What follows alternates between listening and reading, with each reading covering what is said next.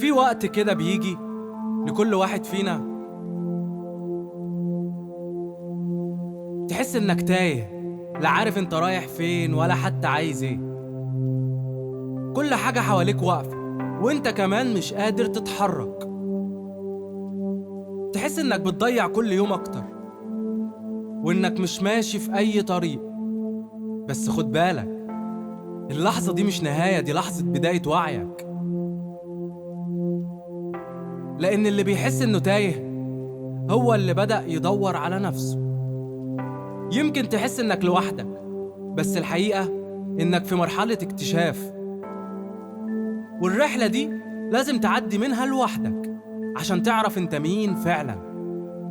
مش لازم كل حاجة تكون واضحة دلوقتي، مش لازم تفهم كل خطوة.